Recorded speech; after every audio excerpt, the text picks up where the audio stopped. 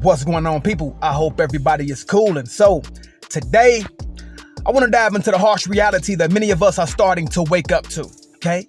And that's the so-called American dream. Now, you all just heard these people online talking about, the slavery of working for people and throwing away your life at these jobs, etc. All right. Y'all, I'm so tired of working. I love my job, but this shit ain't for me. It's ghetto. Like getting up every day and having the same routine. Like, anybody down for a bank robbery? Let me know. And my Social Security better be stacked, because I've been working since I was 15, bro. I'm 36. That is 21 years of work. That is crazy to think about, bro. I've been working for 21 years. I was in high school working. That's crazy. I need to retire now, bro. They want us to work till we die. In this economy we live in, it's ridiculous, bro. I went to the grocery store to buy some cereal. The cereal was $6. I said, F that, bro. I don't even buy cereal no more, bro. Yes, my grown ass still loves cereal. I'm not paying $6 for cereal, bro. Everything is high. A pack of apples is fucking $4. A pack of bubble gum is $2. The chips that used to be 99 cents are now $2.69. Now, we've been sold this idea that if you get a good job, work hard for 70 years, right? And then retire, you'll find happiness. But let's be real, this dream often feels like a prison sentence. They want you to work your entire life up until you're 70 and 80 or whatever, and then, retire, and then you are supposed to enjoy life. That's hogwash. That's bull jive. Period. And nobody should accept it, man. Nobody. That's not living life, especially when what you're doing is taking the toll on you. We wake up every day slugging through the day, slugging through the grind, right? Just to straight by. Right? You got rent, utilities, insurance, gas for cars, bills pile up while we're stuck making crumbs for some billion-dollar company that treats us like disposable tools. Right? You're getting paid some rinky-dink wage for a billion-dollar company. Right? You out there working yourself to the bone, literally, only to get a couple of days on the weekend to try to enjoy life, right? And then the next Monday or whatever, you're right back at it. And then another thing is, it's crazy and frustrating to think that people are supposed to survive on these low wages, right? With some companies not only underpaying you, but also disrespecting you. Yeah, we're gonna talk about it today. They want to overwork you, underpay you, and disrespect you in the process. Right? What am I talking about? Talking to you crazy in public, talking to you crazy in front of the other co-workers, putting you down. Oh, here come boss man. Ron, get in here. You should go over here and put that over there. Didn't I tell you to do this? I'm sorry, boss. It's crazy. Right? And it's frustrating. You know what, man? People should be retiring at 40. Seriously. Not waiting until you're old and weary. People should be retiring at 30-something, 40 years old, man. Real talk. I'm going to take a moment to appreciate the voices in the past. Because these voices were mocked, made fun of, okay? And they were disrespected and talked about in a harsh manner back when they were talking like this. I'm talking about motivational speakers like Bob Proctor. Okay? Have you ever asked yourself why we think we have to work hard if we're going to win? It's not good information. In fact, it's a lie. Stop and think of some of the people you know that have been working real hard for a long time and they're not winning at all. They're broke. Who told you that slaving away for a job wasn't the right thing to do when instead try to live out your dreams? I'm talking about people like Reverend Ike, okay? Visualization is using your imagination to see and feel yourself being what you want to be, doing what you want to do, and having what you want to have. I want to say it again because I'm going to take you through this process now. Visualization is... I'm talking about people like Les Brown. And have my own business. I can take the trip and travel around the world. It's possible. I can bounce back from adversity and reinvent my life. It's possible. Regardless of where I am, the things can get better for me. It's possible. I'm thinking about two men right here in Chicago who have... These people were made fun of back in the day because they preached against the grind of corporate life and encouraged us to think differently. Try to do something else to live out your dreams. Try to do something else to get on your goal. What are you here for? What do you want to do? Try to do that. Not slave away at these companies. Not slave away for some job. Way back then, these people were going against the grain and they were getting made fun of. Or you just lazy. You just don't want to work. You just don't want to do nothing. You just lazy. Go on out there and get you a good job. These people challenged us to pursue our dreams instead of just surviving. Seriously. And they were mocked. They were mocked. People scoffed at their messages, labeling them, unrealistic. Yet, here we are. Here we are years later. See, this generation right now we get it. See, we understand it now. Now we see what the motivational speakers of old were talking about. Okay? We see what the motivational speakers today are talking about. No longer do we make fun of them and put them down, right? Because it's not funny anymore. It's not funny anymore. And just to piggyback to getting disrespected at some of these jobs, man. I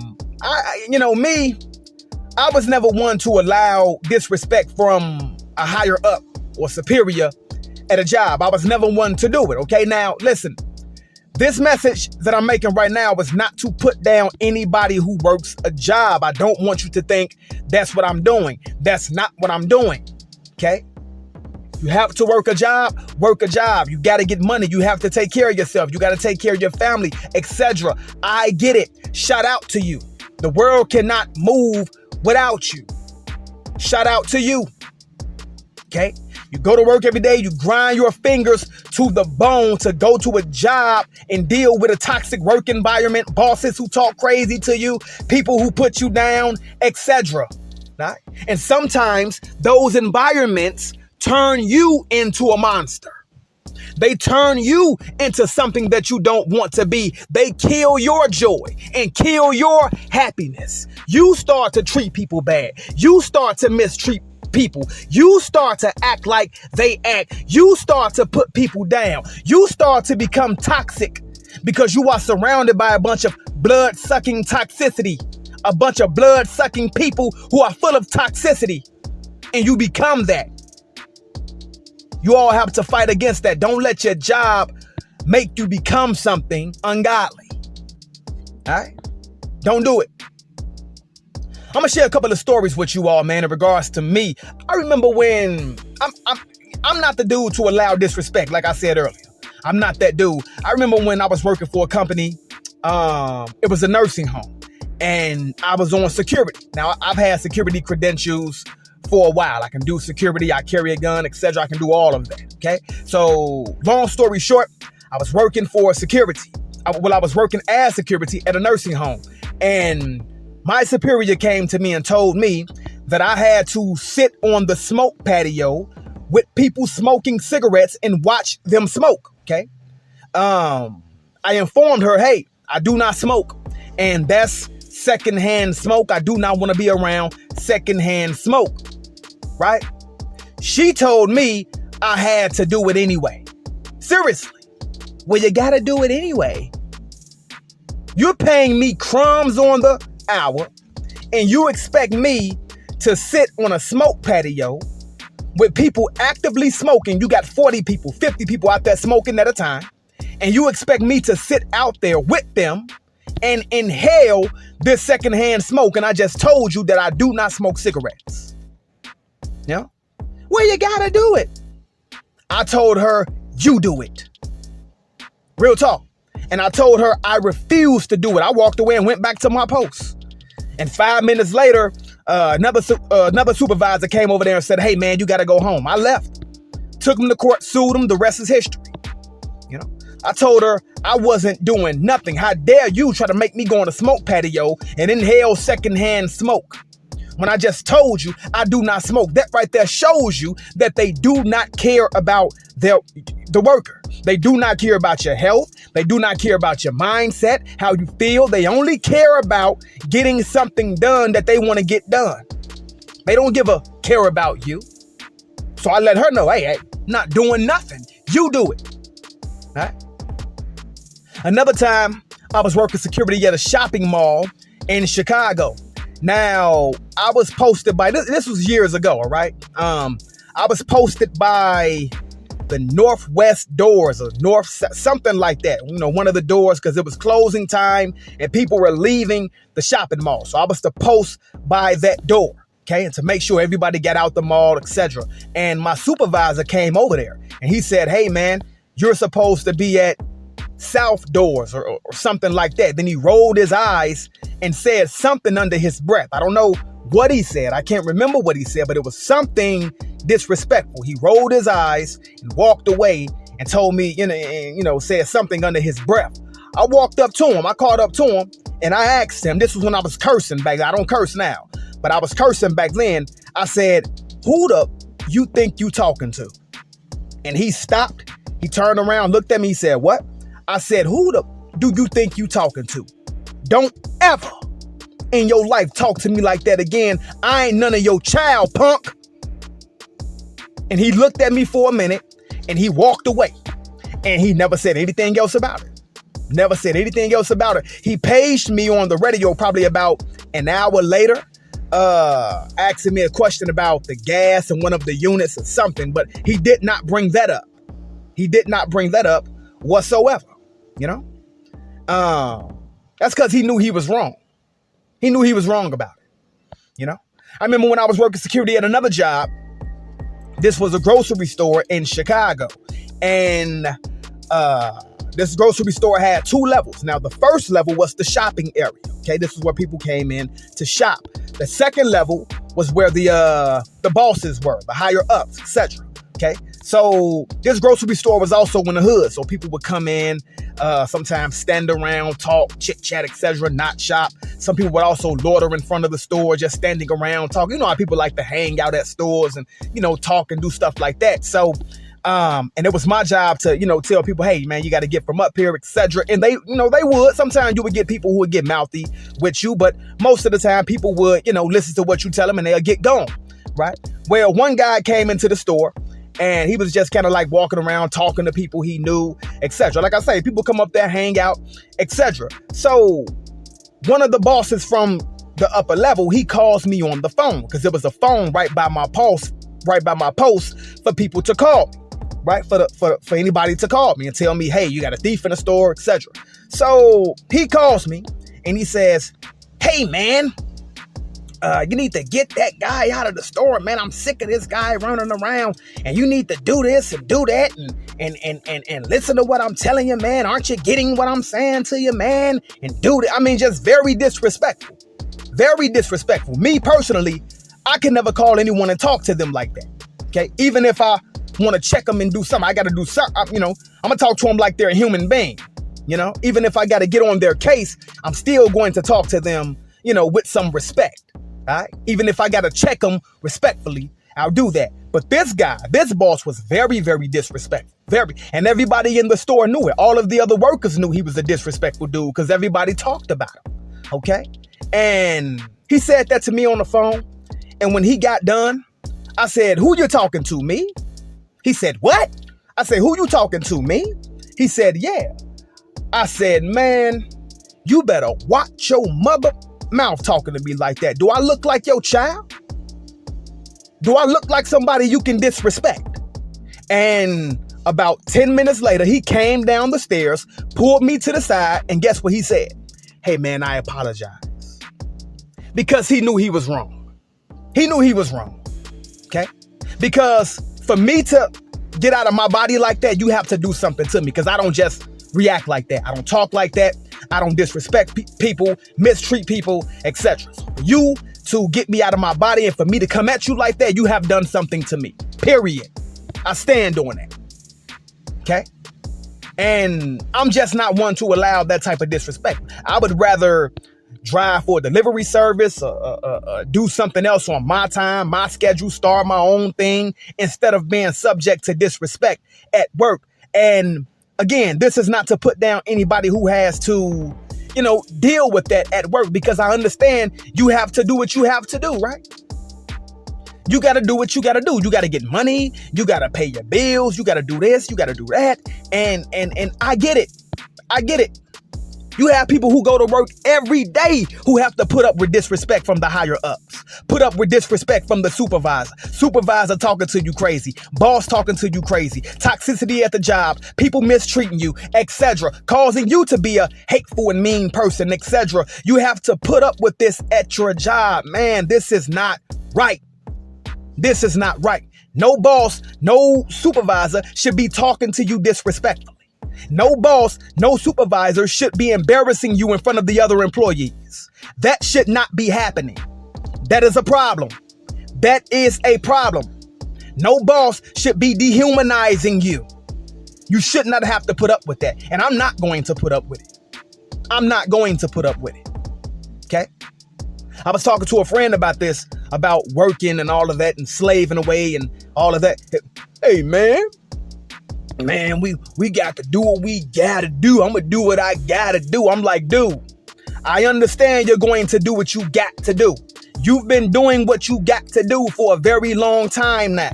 I'm like, you don't understand what I'm saying? I'm like, we've already been doing what we got to do, bro. I'm like, I want to get to the point where I do what I rather do.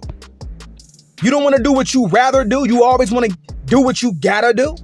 We know you got to get up and go to work. We know you got to work, got to pay this bill, got to slave away, got to do this, got to do this, I got to do that. If I don't go to work, I'm not going to have this, so I got to do that. We already know what you got to do. Wouldn't you rather get up and travel to Universal Studios, Florida, and enjoy? Wouldn't you rather get up and go do some ministry? Go spread the gospel, feed the hungry, clothe the naked. Wouldn't you rather be doing that? Wouldn't you rather be on an airplane, traveling, going to another country to see things that you've always wanted to see? I understand you're going to do what you gotta do. I want to get to the point where I do what I rather do. You get what I'm saying? So he acted like he didn't get that. And let's talk about college. We're told to invest in our education for a better job. Okay? Then we end up buried in student loan debt, right? Over 1.7 trillion in the United States alone. Let that sink in. Over 1.7 trillion in student loan debt in the USA alone. Let that sink in. That's a crushing weight, and it feels like a trap. We're sold the idea of a better future only to be shackled by loans that take decades to repay. Okay? They tell you to go to school, and I have a college degree. I have a bachelor's degree. Right? They tell you to go to school just to get a better job. Get a better job. Then you go in and apply for the job, but the job still wants to pay you crumbs. You're coming in with a bachelor's degree, master's degree, and they still want to pay you like a regular worker. Well, we got to hire you at this range first, and then you can work your way up to your bachelor's degree pay. Like, what? Are you serious right now? I come in with a bachelor's degree saying, hey, I'm skilled in this field. My background is already in this field. I've been working in this field all of my life. I just went and got a bachelor's degree in this field. And you're going to try to put me out there on the field with regular workers? No, you're going to upgrade my pay now. Okay. This is the problem that people are talking about. The reality is clear, man. The American dream is a lie if it means sacrificing our health and well-being for a paycheck. Many jobs put you in toxic environments, like I said earlier, leading to poor health and stress. Some of these jobs are literally killing people, man, making people unhealthy. You gotta eat bad, eat at work. The cooking is bad. They're not doing right by the food. Unsanitary conditions. You're eating in unhealthy conditions, etc. People are nasty, not washing their hands, etc. You're sick of this mess, man. You're sick of it. It's time to start prioritizing your dreams and working on your own terms. I'm not saying everybody can do it. I'm not saying everybody is going to do it. But what I'm saying is, if you feel deep down within your heart that there's something else going on within you, that you are here for something else of a greater purpose, then start trying to go for that. There's nothing wrong with pursuing that. I'm not taking a shot at any 9-to-5 workers or people who are content with what they're doing. If you are content at a 9-to-5, cool. If you're happy with what you're doing, cool. But if you are somebody working in a 9-to-5 job and you feel that this is not for you and that God has something greater for you, guess what? That's cool too. Try to execute your dreams, try to execute your goals, and try to get money so you can enjoy life on your own terms, not at the orders of some rinky-dink job that doesn't want to pay you anyway, that doesn't want to treat you right anyway, that wants to disrespect you anyway, that wants to put you down anyway, that wants to pay you crumbs an hour anyway, while they're worth $20 billion. We did $20 billion in sales, guys. Right, what did that do for my paycheck, though? Nothing. Okay? Nothing. Again, man, shout out to the motivational speakers of old. Les Brown, we understand now. Reverend Ike, we understand now. Bob Proctor, we understand now. We understand. We get it now. It's no longer funny. This generation is with you. This generation is not making a mockery out of you. This generation is not making fun of you. This generation stands for what you tried to tell the generation of old. This generation sees it now, man. With that being said, man, I want to leave you all with this. Coming from the book I love, the Holy Bible, coming from the word I love, the word of God. 1 Corinthians 7:21 and 23 states, art thou called being a servant? Care not for that. But if thou may be made free, use that instead. Okay? For he that is called in the Lord, being a servant, is the Lord's freeman. Likewise, also he that is called being free is Christ's servant. Ye are bought with a price. Be not servants and slaves of men. Boom. That's the word of God. Those verses emphasize the importance of seeking freedom and recognizing your value beyond servitude. Peace out, man.